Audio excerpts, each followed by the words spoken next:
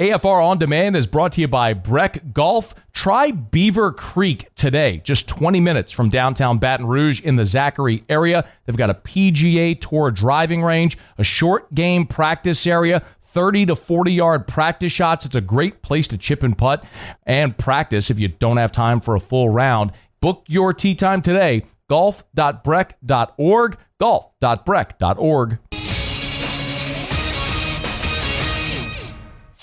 Matt Moscona. I'm very important. After further review. Say it one more time. After further review with Matt Moscona. And here we go. Live from the Raising Cane studio. Let's ride! Woo!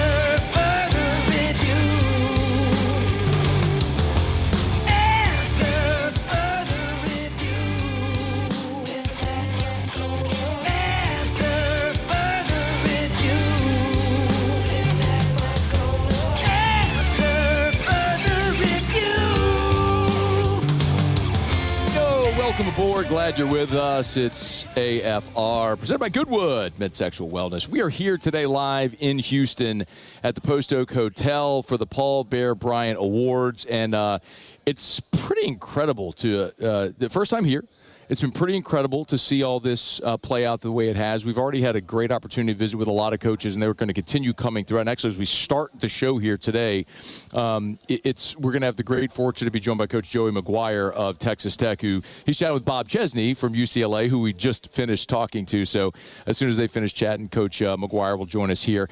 Big day for LSU. If you haven't heard, Tigers now up to 41 additions via the transfer portal. Prince William Mielen, he did clear the transfer portal. He is officially signed. He is an LSU Tiger. So we will delve into that, as the Tigers could very well be done with their transfer portal class.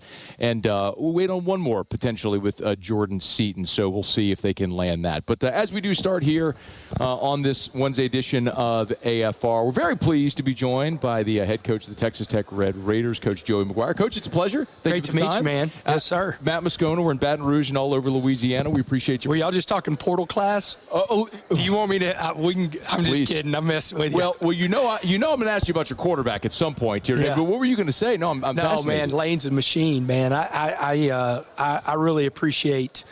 It's tough going through everything that he went through this year and what Ole Miss and LSU and everything went through, but.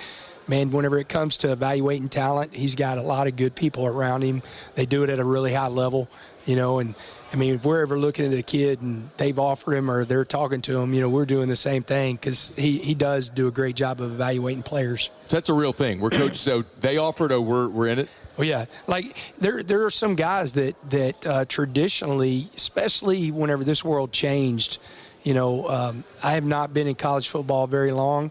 9 years, and I remember my first year was we still had the February signing day. You didn't even have a December signing day 9 years ago, and so now in the portal classes there are teams. Indiana is one of them that they are doing a great job at a very high level of evaluating talent, picking the right guys to come in the building. And, we track all of that. You got to gather information, as much information as you can get on these kids, because it's speed dating. Yeah. We got beat. Unfortunately, we didn't play well against Oregon. They're a great football team. And we fly home January 1st, and we have 12 transfers flying in that day on January 2nd when the portal opened up. So, it's one of those deals. You got to gather as much information and vet these players to see if they fit into your culture and can help you win games. You mentioned 9 years coaching in college. I think a lot of people know your story, which is 20 years of coaching high school football in Dallas before going to Baylor and now having the head coaching job at Texas Tech. So 20 years of high school football in Dallas. Who's the best high school football player you ever saw? Kyler Murray. I got beat by him twice as an offensive player, and I think he's best overall. Meaning, it's hard to argue Kyler because he's 42-0 in high school. Playing at the highest level. Nikita Whitlock, who played at Wake Forest, then played for the Giants for a little bit, is probably the best defensive player. And, man, we played some great ones. Von Miller never beat us at Cedar Hill. Flex. And he's a dude. So good. Yeah, and so, like, but Kyler is absolutely incredible. And we played some, guys that had long NFL careers, and I can't argue against Kyler. Who's the best high school football player you ever coached or coached against that nobody knows? Well, mine, and they just did a big article. It's a really cool article that they did. Dave Campbell, the Bible of Texas high school football, with Will Cole. So Will Cole played quarterback for me in 2006. Cedar Hill had been playing football since 1932 and never won a playoff game. And then here comes Will Cole and his crew. It's an extremely talented team, the most talented team I coached at the high school level. Went 16-0. And, we win the first playoff game, win them all. I mean, he accounted for 64 touchdowns his senior year. Goes to Oklahoma State, really tears his knee up really bad and never recovered from it. But like Kyler Murray, guys in that watched Will Cole when they were growing up, they're the guys that are going to tell you I'm a quarterback because I watched Will Cole. And so he's the one. I always tell everybody, if he doesn't get hurt, we all are wearing his jersey right now because he was the freakiest athlete that I'd ever seen. High school football coaches have stories forever. Yeah, there's no doubt. There's a million of them. I knew you were going to deliver when I put that on a tee for you. That was a great answer. Coach Joey McGuire is with us. You coached at Baylor under Dave Aranda. Yes, sir. Dave Aranda, many people in our audience know, obviously, he was a great defense coordinator at LSU. What was it like watching Dave Aranda as a head coach? Pretty incredible. I think he probably would say the same thing. So whenever I say this, because he is a Star Wars fan, he's kind of like Yoda, man.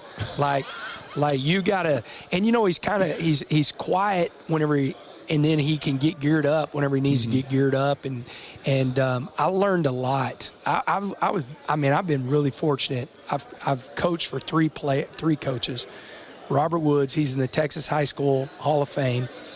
I coached for Matt Rule, who, if I don't coach for Matt Rule, I'm not sitting here right now, and Dave Aranda, who took over a program and in year 2 win the Big 12. And so guys that are very different, but when it comes to the football IQ are very similar. You're talking about high football IQ guys. There's so much ground I want to cover, bounce around a little bit. I remember also at Big 12 Media Days this year, you did point out that you said that you wanted to play LSU. Was that just an off-the-cuff thing, or is that something you want to play LSU? Yeah, I get in so much trouble. I told Marcus Freeman at the AFCS, I said, man, I don't dislike Notre Dame. And he started laughing because sometimes my wife always says that. She goes, you say stupid stuff. I don't think that's stupid. I would love to see LSU play Texas Tech. No doubt. Is this something y'all are discussing? It's probably better to I would ask love you. that. Okay. And I think that'd be a great deal. But, it was basically people were criticizing different things, and LSU's got an incredible logo. So I was like, that's what popped into my mind. It could have been, man, I would love to play Oregon, or I'd love to play what Indiana's done, stuff like that. LSU, and I know Coach Kelly. I had a guy, one of my quarterbacks played for him at Notre Dame. And so that's really what popped in my mind because, the schedule, I didn't set the schedule. This schedule we're playing was set. Sure. Just like Decades Lane's schedule is not the schedule that he set. These things are being in advance. I mean, you could probably go in and say Texas Tech future schedules to 2032, and the schedule's up for the non-conference. And so I was just saying, man, I have a whole deal on what I would like college football to become, and that would be one of them. Of we're already doing it at one level of you've got all these classics to start the season.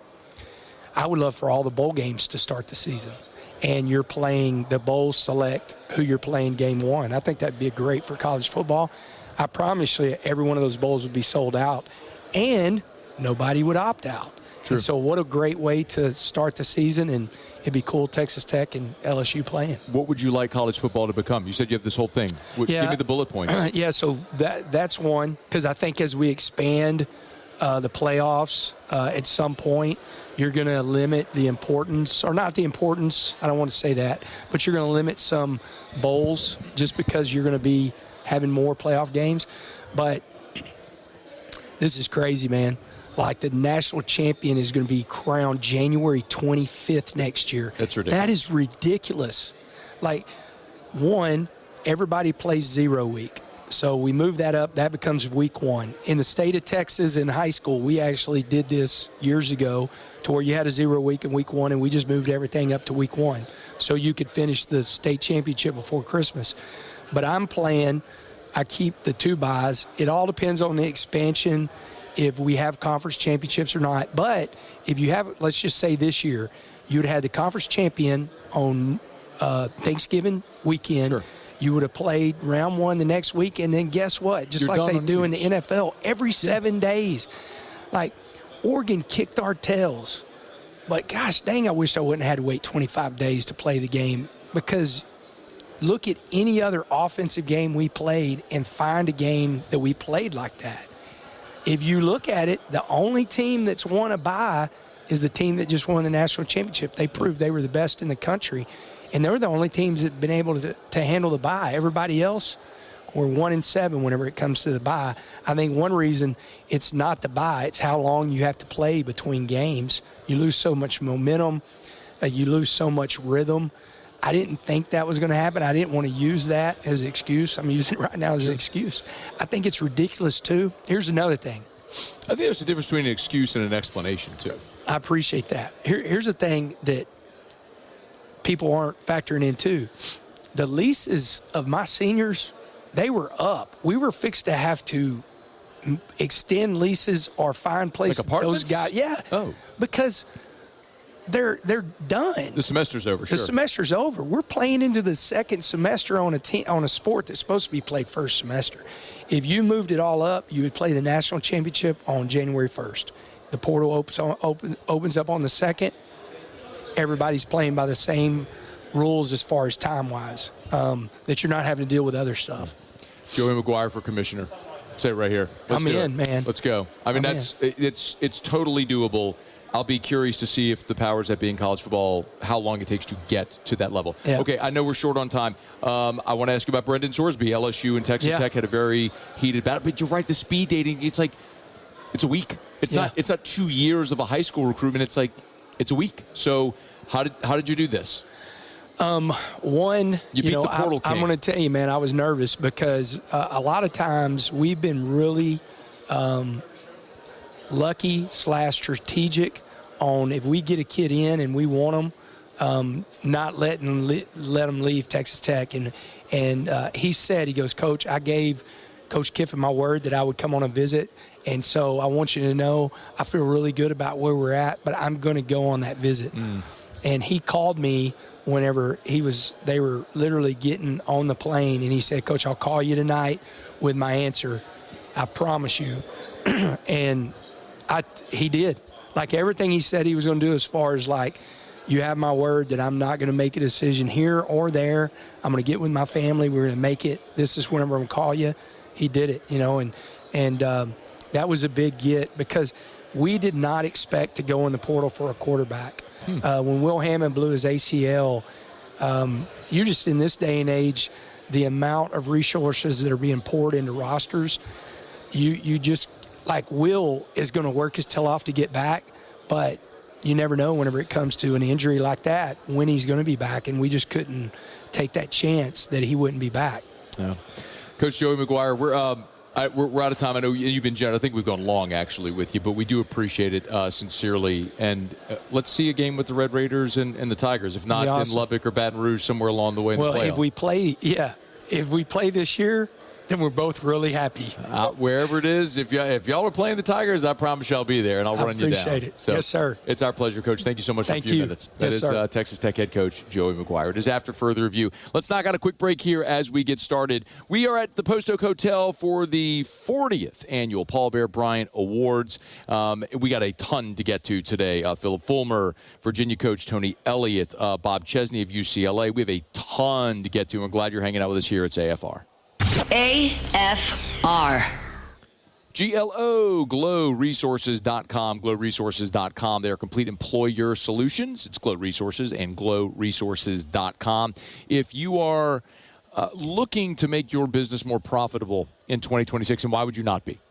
let's just be very honest. Like, we all want our businesses to operate and function more profitably and more efficiently. That's what Glow Resources does. They help you find the people that make your business more efficient. And we're talking about permanent solutions, not temp staffing, permanent solutions. It's Glow Resources. GLO, glowresources.com is where you can find them online, glowresources.com. Listen, it doesn't matter if it's skilled blue-collar labor, if you're trying to find their professional placement division, all the white-collar jobs, from office assistants all the way up to the C-suite. Glow Resources will help you find the perfect people, permanent solutions to make your business the most efficient it can be. GLO, glowresources.com. After further review, presented by Goodwood Men's Sexual Wellness. Visit yourgoodwood.com. We continue from Paul Bear Bryant Awards here at the Post Oak Hotel in downtown. I guess not downtown Houston. We're in West Loop, Houston. Very pleased to be joined by Clark Lea, Vanderbilt Commodores. Coach, pleasure. Thanks for the time. How are you? So good to be with you. Doing great. Coach, did you know that had you stayed at Birmingham Southern to play baseball for one more year, you would have played at Alec Box Stadium? Is that right? They opened up the season the following year, but you went to Belmont. You missed playing at the box, man. That's too bad. NAIA baseball champion, and you hit 405 at bats, but you hit 400 at Belmont. Thank you for knowing that, by the way. That's beautiful. Hold on a second. Yeah. All the years that I've been seeing you roll through SEC media days, I had no idea you started your college career as a baseball player. Okay, give me some deets. I thought I was going to be a major league player, and what position? I was a catcher. Yeah. Do you know what happened to me? I got down there, and there was so much pressure. I mean, I'm the right kind of screwed up now, and it helps me in football and it helps me as a coach. What does that mean? Just compulsive thinker, But when I got to Birmingham Southern, it was like this. My skills just started to deteriorate. I think what we would say now is I was experiencing the yips. I mean, I was having trouble receiving the ball. When I got to Belmont, as it turns out, just leaving, your problems don't stay behind; they come with you. I was having trouble throwing it back to the pitcher. It was miserable, and the team environments were great, and I value my experience. That's what I needed to have happen to disconnect this vision I had, or this delusion I had, that I was going to be a Major League Baseball player. We're going to talk football and coaching and all this stuff in a second, but so I got to know this. So you play these couple of years of college baseball, and then you start playing football at Vanderbilt. Yeah. At the time, Tim Corbin had become the head baseball coach at Vanderbilt in 2003. Did you ever go like, hey, Corbs, you need a catcher? You need a guy who can hit 400 at Belmont? Yeah, seriously. No, I didn't. But Corbs and I became, like, friends would be the wrong way to put it. But, I mean, he was in our weight room every morning, jogging. Like, he was. Okay. There was a Clemson connection there with our strength coach, Coach Johnson, who was our head coach, and Corbs. And I actually think that Coach Johnson had something to do with him being hired there. But whatever the case, Corbs became a mentor to me, and we built a relationship. So even as I got into coaching, because my home is Nashville, that's where my family's from. When I'd go back, I'd hit Corbs up, and we'd go to Waffle House for lunch and hang out. And I've got notebooks full of notes that I was taking from him. So he's been a support to me throughout my whole career. Could you go to Waffle House anonymously for lunch now? Probably not. I mean, honestly, things have changed. It's funny. Well, first of all, the blueprint that he put in place for that baseball program, because that program was as below average could be, and he had a vision and he executed that, and now it's become the Vandy boys. So I think there's so much inspiration I pull from what he did and what he was able to do and what we're trying to do. But back to the recognition at Waffle House, I've had incredible anonymity in Nashville for a long time. That has changed in the best of ways, where people are recognizing the success we're having, and there's just an energy around our program. But when the only places where we had trouble as a family would be like if we went down to 30A, when it would be all the LSU fans, and they knew who I was, and I mean, and so I remember being on the beach, and there was a group, literally LSU fans, LSU chairs, and I was like, hey, my wife Allison, just, it's not a big deal. but those people are taking pictures of us right now. And she said, hey, that is a big deal. So anyway, we experienced that when we were out and about in the SEC footprint. In Nashville, it was anonymity. That shifted for all the good reasons. Clark Lea is our guest. We're here, obviously, for the Coach Bryant Award. And so there's a ton of coaching tree and lineage and success in life. Everyone's got a story. One of the fascinating things that as I was kind of prepared looking at your career, and a lot of people I think know you coached under Brian Kelly, and you've been on staffs with Mike Elko, and there's a lot of connectivity. You started as a GA at UCLA under Carl Durrell, and then went to South Dakota State, and then back to UCLA. Could you imagine a more polar opposite way to begin a career? UCLA, South Dakota State, but the state of South Dakota, and then back to UCLA. What did you learn that you still carry with you today coaching in South Dakota? So much. I mean, first of all, I never wanted to live in Los Angeles. That was never but that was where the opportunity was. And it was I volunteered there and I worked 2 jobs. I mean, it was a great year, but it's a year of hustle. Every day I would drive past the Kodak Theater, sure. Yeah. And out in front, there were people dressed in costumes that would take pictures for money. And I thought, I'm one bad day away from being in a costume out. That was like my inspiration to keep at it, But yeah, right out of the gate, I hit 2 spots I never thought I'd live. It's a dramatic difference, Brookings, South Dakota, and L.A. I met my wife in South Dakota, so there's the first thing. John Stiglmeyer, the head coach there forever, legend. He'll spend a week with us in training camp every year. He's such a close friend and mentor to me, and there's so much. In fact, Jimmy Rogers, who's now the head coach at Iowa State, was a linebacker for me there. And he took over as South Dakota State's coach. He then went to Washington State, now at Iowa State. So much goodness there. Learned so much from Stig. I was there 2 years. I probably could have stayed there more, but I was. It was I don't know, when is the Masters? April. Around Easter, April. Yeah. So I'm sitting there in I was the recruiting coordinator at the time. I had this junior day planned, and it was the junior day to end all junior days. I had the meat lab involved, the dairy lab involved at South Dakota State, and where we kill our own cows or whatever. And and the Masters was on. I remember seeing an advertisement, and there was 9 inches of snow outside. Oh man! And I thought I had to cancel the junior day, and I thought, maybe it's time. maybe my time on the plains is done. I went back to LA. The beach is right there, by the way. Right. That's you're well, I would say you're about a 10-mile drive, but about a 3-hour drive from the Rose Bowl, depending on the traffic in LA on a given day. I do want to talk some football. I remember. We were chatting just a bit ago about the years at SEC Media Days. I remember your first Media Days, and I was sitting in the main room when you were giving your speech, and you said that Vanderbilt was the best job in the country. And I remember sitting in the back kind of snickering I understand he has to say that, but does he really believe that? But here you are, having pulled Vanderbilt to a 10-2 record and on the cusp of a playoff, and it feels like, I don't know that I would classify it the best job in the country, but it might very well be the best job in the country for you. You had reportedly some interest. Did you even entertain leaving Vanderbilt, or is this really the place that you want to be? I think you always have to entertain leaving, just because I think we always need to challenge our beliefs. And for me to be, we're here for this award, and there's so many talented coaches that I have such respect for. But the reality is, what this event also is a demonstration of alignment. I mean, this is about my chancellor, my athletics director, the vision I have for our program, all of us getting synced up. At Vanderbilt, we've had to overcome decades of, futility. I mean, just a lack of investment, a lack of care. And so, we've gotten to this point. I think there's more for us. I'd love to see us on the biggest of stages, winning the biggest games.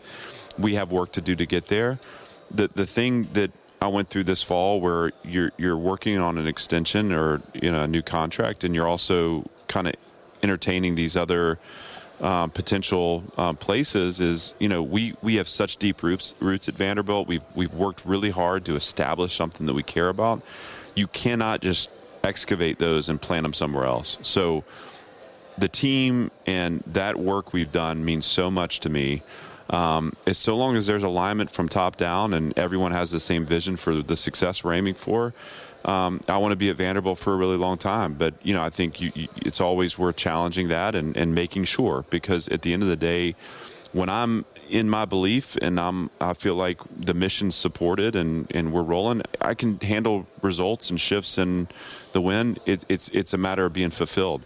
If that changes, obviously, I'm going to be miserable to be around, and I don't want that for my family. So, fortunately for me, I've got great leadership at Vanderbilt. They're supporting this high-reaching vision that we have. We're still learning how to actualize it, but that's part of the fun. What does Indiana winning a national championship mean to Vanderbilt head coach Clark Lea? Well, I'm excited for that program and that fan base. I think there's a combination of things. I think you got a roster that was really well designed. I think they've resourced it well, which has to be a part of the equation. And I think that team has been really well coached. You see retention of coordinators. I mean, how important is it to be able to, retain the people that are responsible for the product on the field? And obviously, the other thing I love about listening to their players talk is just how much belief they have in what they're doing. So it's an example of how quickly you can establish something, and it's taken us longer. And part of that, Kurt is way further along in his head coaching career than I am. I've had to learn a lot in the last 5 years.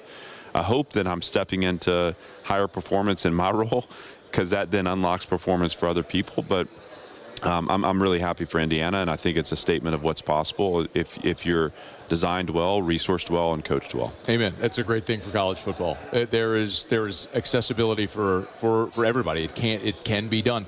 Last thing for you.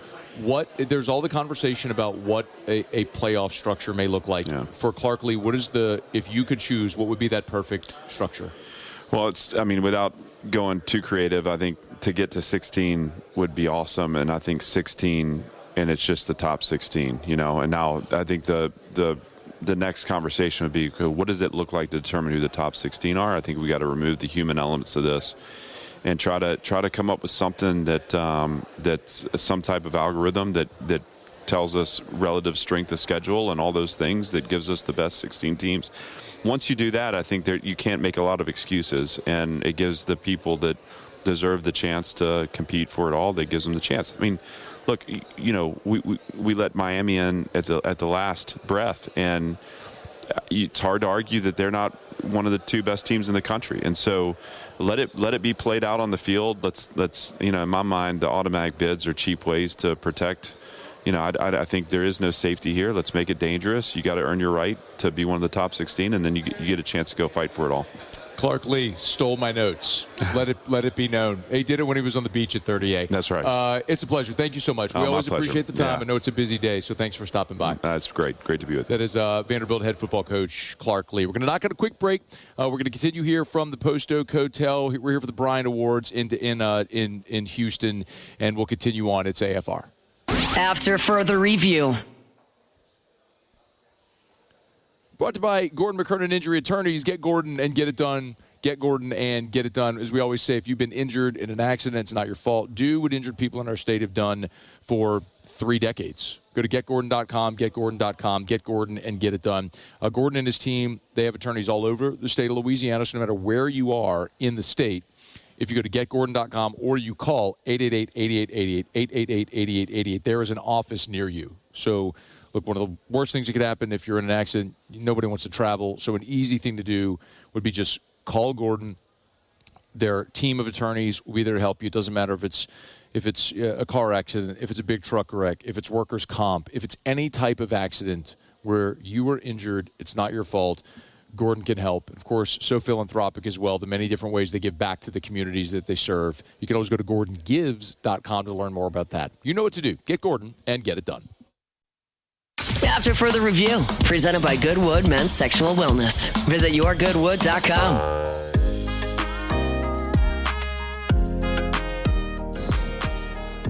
Rolling along, glad to have you hanging out with us here at the Paul Bear Bryant Awards from the Post Oak Hotel in Houston.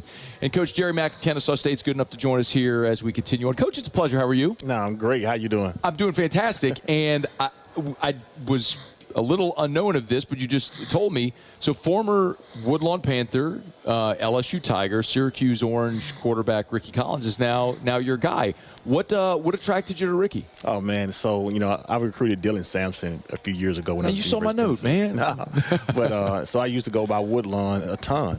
And we was able to kind of connect. And he was a younger player. He's behind Dylan a little bit. Yeah. But, man, I just saw a talented kid.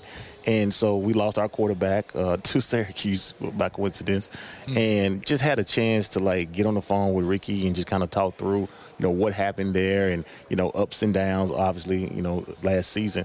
But also, too, the coordinator there, the receiver coach there, a lot of guys on that staff I knew. And when we talked to them about Rickie, they said, hey, look, unfortunately, he's leaving, but he is going to be a superstar. Yeah. And I remember him from high school. I remember some of the film that he had at Syracuse.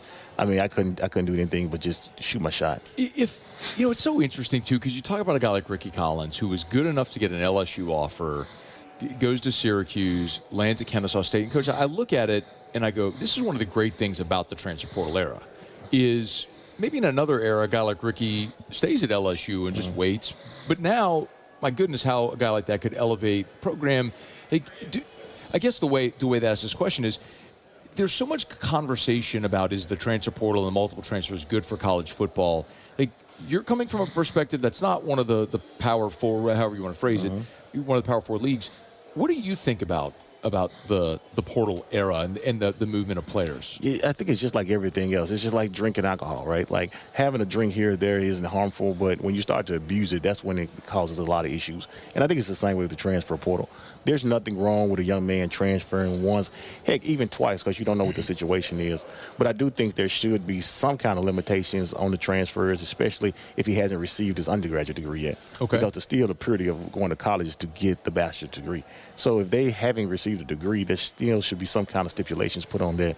But, every situation is different. People transfer for all kind of rhyme and reasons and things like that.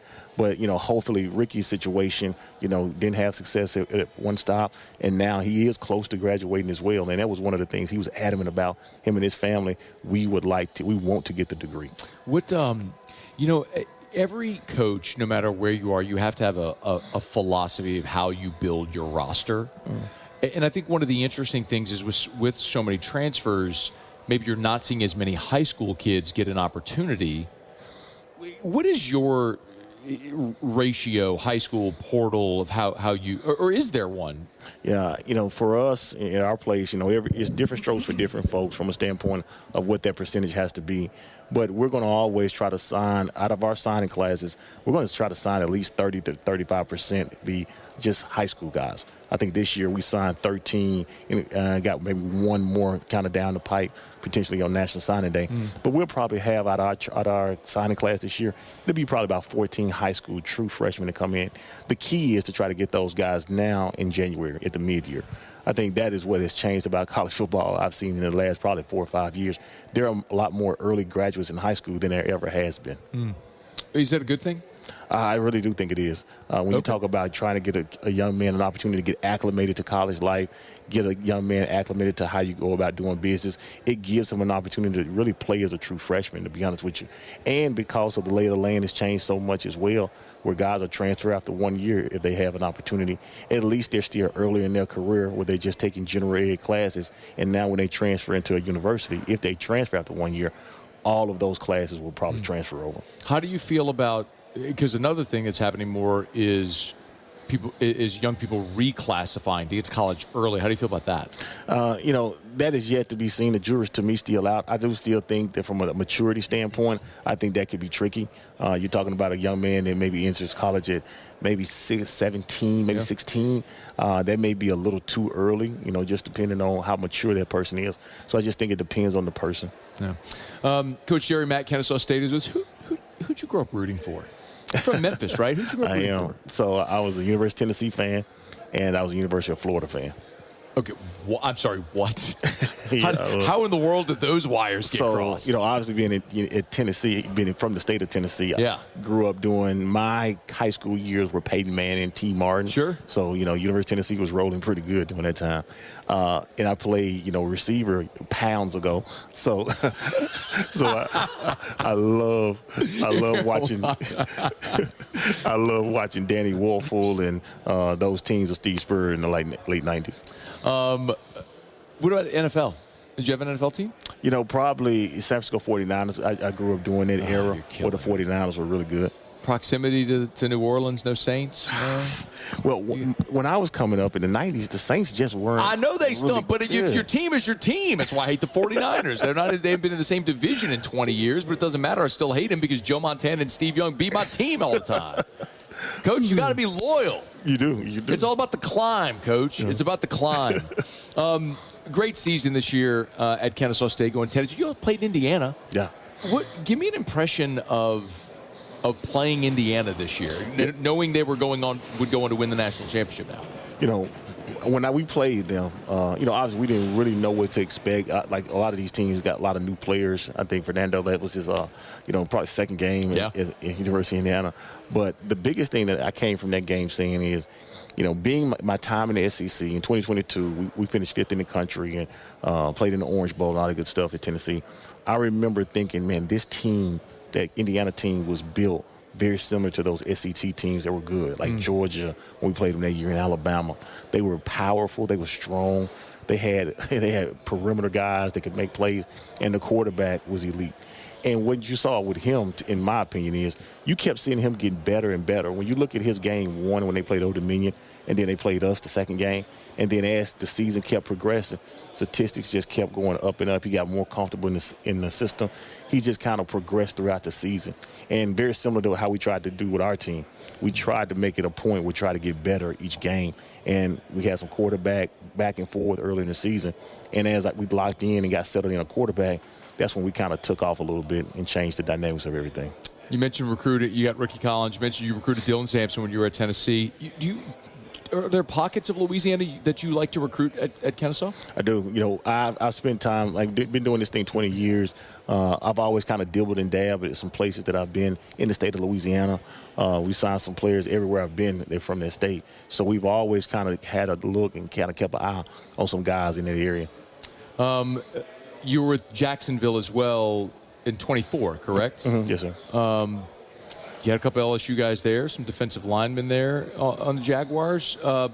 Thoughts on maybe the transition from the NFL, what the NFL experience meant coming back to college? It's so dramatically. You just had such a breadth of experience as coaches. Yeah, I think the biggest thing, the number one thing was, the way they practiced, right? Just to get guys healthy and to keep guys healthy throughout the season.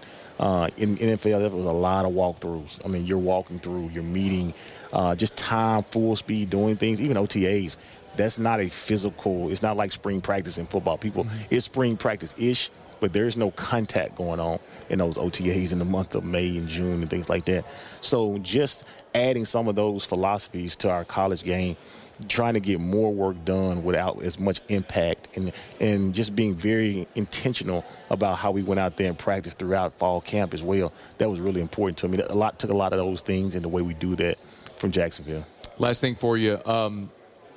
If you could, I've asked most every coach we've talked to today, if you could pick the perfect playoff scenario, as they're debating this right now, what that format's going to look like, what would it look like for you? Oh, man, that's a good question.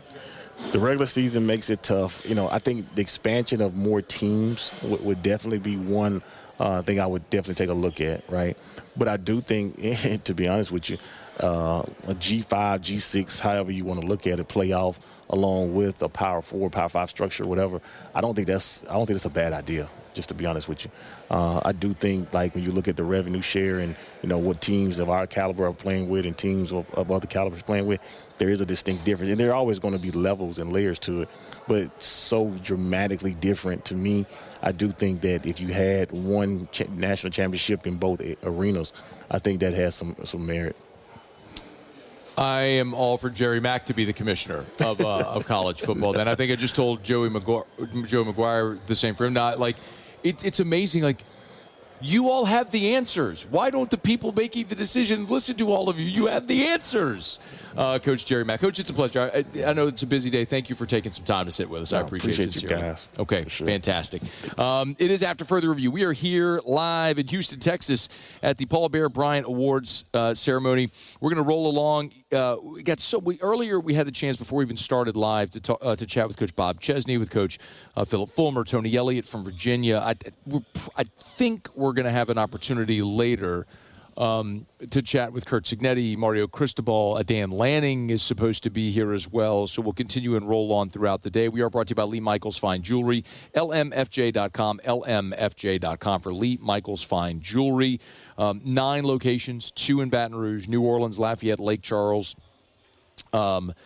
Shreveport. So check them out. New Orleans at lmfj.com. Yo, Valentine's, we are less than a month away from Valentine's. What are we, 3-ish weeks away from Valentine's? 3 weeks from Saturday. Gentlemen, thrill her with a gift in the red box from Lee Michaels Fine Jewelry. lmfj.com, lmfj.com for Lee Michaels Fine Jewelry. Okay, excuse me. It is After Further Review. Whirlwind first hour here as we get started. Let me knock out a quick break. We'll come back, wrap up hour number 1. I do want to make sure that I get it. Elijah, was that our last live? Scheduled. Got it. Okay. We'll come back, wrap up hour number 1. It is a Hump Day edition of AFR presented by Goodwood Men's Sexual Wellness here live from Houston. After Further Review. We're brought to you by Duplessis Builders, duplessisbuilders.net, duplessisbuilders.net. If you are thinking about putting in a pool, you got a lot of options. There's a lot of pool companies in our area, and there's a lot of pool companies that do beautiful work. You can go look at companies' Instagrams, and you can see beautiful custom pools. There's a lot of companies that do beautiful custom pools. The biggest and Duplessis does that as well. The biggest differentiator when we talk about Duplessis Builders and every other pool company is that Derek Duplessis by trade is an engineer. He was a he graduated mechanical engineering from LSU with a minor in aerospace engineering. He is an engineer by trade, and he brings those engineering principles into pool building, and they do not cut corners. That's why Duplessis Builders offers a 10-year workmanship warranty when the industry standard is 1 year. DuplessisBuilders.net. Check them out today, DuplessisBuilders.net. After Further Review, presented by Goodwood Men's Sexual Wellness. Visit yourgoodwood.com. Wrapping up hour number 1, and glad to have you hanging out with us here. Live in Houston, Texas today. We're at the Post Oak Hotel. Beautiful place. First time I've been to Post Oak Hotel. Oddly, I think many people know our family's story. Our son Drew was born in Houston when we knew prenatally he was going to be very ill. We transferred care to Texas Children. So Drew was born in Houston. We lived here for 9 months while he was in the hospital. And every day I continued doing AFR from Houston, and at the time, our friends at iHeart Houston, Eddie Martini, Chris Gordy, they were amazing friends, and opened up a studio space for me every day to host AFR. And so I would drive from the Texas Med Center to the iHeart Studios, which were in the Post Oak Bank building. I don't know, a quarter mile from right down the street. So I'm very familiar with this area. But Alondra, you got to get it together. It was the first time here. This is a beautiful space, and they're having the Bear Bryant Awards dinner tonight, where they'll honor the Bear Bryant Coach of the Year award winner. And as you can tell, there's so many coaches from across college football at all different levels that are here. So, I mean, amazing to start the show live like we did with Joey McGuire from Texas Tech, who was just in the college football playoff. Clark Lea came and sat with us. We just talked to Jerry Mack from Kennesaw State, and as I'm told, I think we're supposed to have Curt Cignetti, Mario Cristobal, and Dan Lanning as well at some point during the show, although those were all listed on our schedule as TBD. So sincere thanks to the folks here at the Bryant Awards for the hospitality. Very cool thing to be at. So I'm laughing because Alondra has a clock set up under the camera for me to look at the clock. And it's always, like, you can turn your mic on. we've never had this problem. She keeps dropping the phone. No, it keeps falling. We've never had this problem No, before. this is a new tripod.